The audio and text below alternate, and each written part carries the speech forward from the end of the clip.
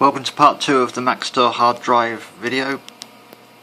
As you can see, this has taken quite a long time for me to do because FSCK has found so many errors in this thing.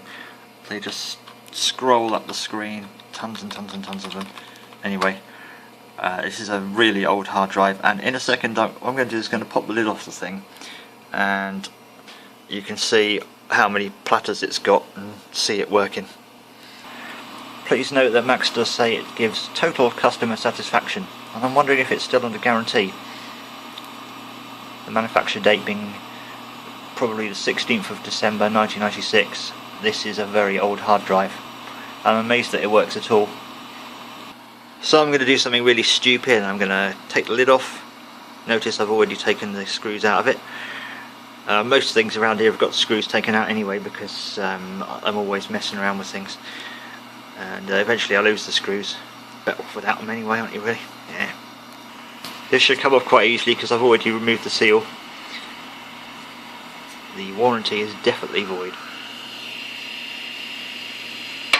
There you go, you've got a bit of writing on there.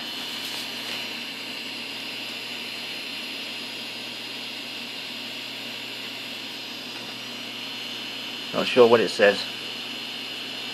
Worse than my writing, that's for sure. All this green stuff around the outside, this was sealing the thing. Green, gluey stuff. Right. I'll do a file system check on it again and you'll see things happening. Oh, there you go. My apologies for the gulls, they are very loud. So we have 3 disc platters.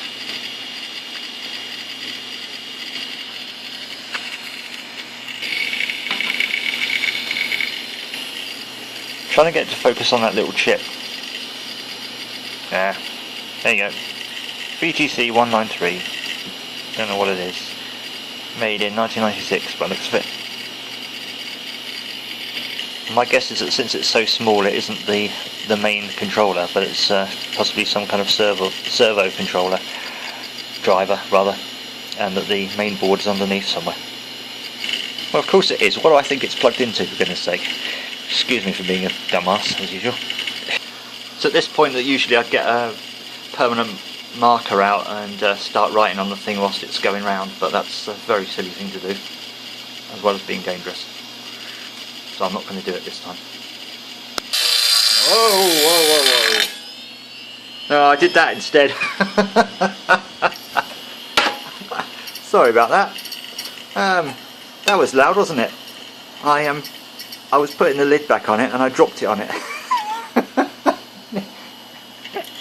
Good thing I backed it up, really, isn't it? Oh my goodness, surface error.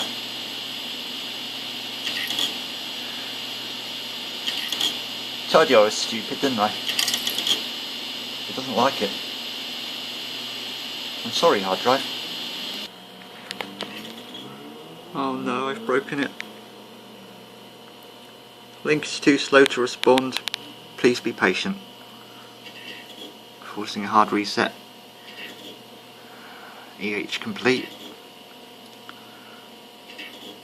That really did scupper it. I'm very annoyed with myself. I mean, all I did is just drag one of these edges across it. Yeah, should be able to withstand that, shouldn't it? Yeah.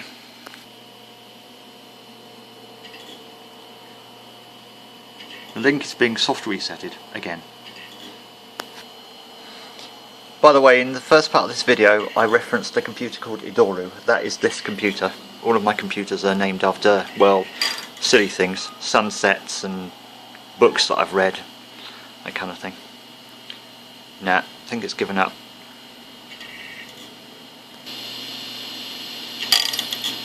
Oh wow, that sounded harsh. As you can see, there's a great stripe on the hard drive and the camera can't focus on it because it's moving. There.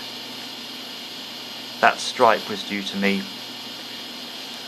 touching the hard drive platter with the side of the case. Not a very smart thing to do, I think you'll agree. Once again, the kernel's trying to reset it.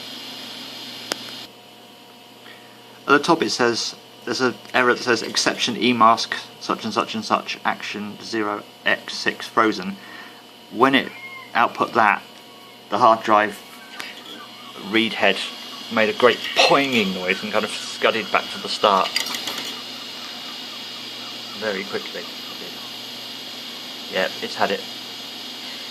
I've messed it up. I hit the old sysrec keys and rebooted, and it's good that it's still recognised, so I haven't completely killed it. But it ain't happy.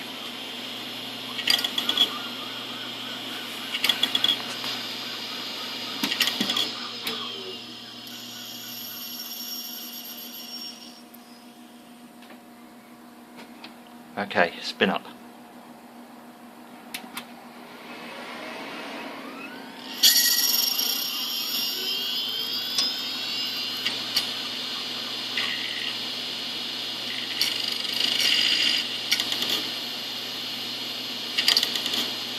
Oh dear, oh dear.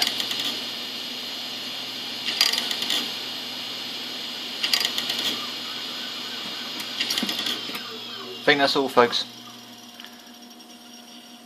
It's off to the recycling centre for this thing.